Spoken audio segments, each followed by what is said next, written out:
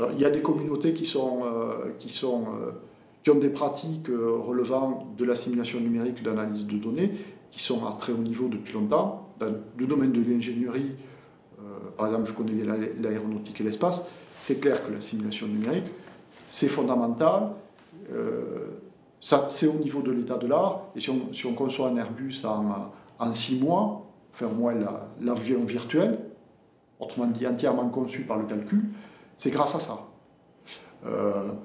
En termes d'analyse de données, c'est clair que dans le domaine des sciences de l'univers ou de la physique des hautes énergies, donc les gens qui tournent au CERN autour du LHC, du Large Hadron Collider, ils ont des pratiques à très haut niveau, ils sont même parmi les meilleurs au monde, c'est grâce à ça qu'ils détectent le boson de Higgs. Par contre, il y a des secteurs entiers, et c'est un problème de compétitivité scientifique, mais aussi industrielle, où les pratiques sont loin d'être au niveau. Que ce soit dans le domaine de l'agronomie, on a de très grands industriels, vous savez d'ailleurs que la France est un des premiers pays exportateurs en termes de produits dérivés de l'agronomie. Ça n'empêche qu'il y a des secteurs où les pratiques, l'utilisation de l'outil informatique n'est pas au niveau, par exemple, de leurs concurrents américains. Donc il y a un énorme effort à faire, ne serait-ce que pour que nos entreprises restent compétitives.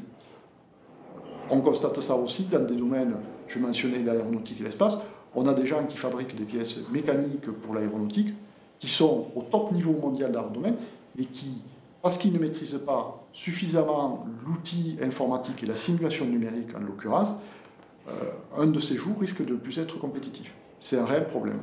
Il faut développer les compétences et préparer les codes à exploiter les prochaines générations de calculateurs.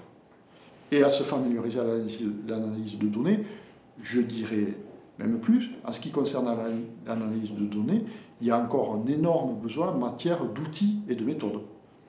Parce que quand on regarde ce que l'on fait à l'heure actuelle dans les faits, si on fait de la business intelligence, ou ce que fait Google lorsque on soumet une question à un moteur de recherche, c'est de l'analyse de données à grande échelle.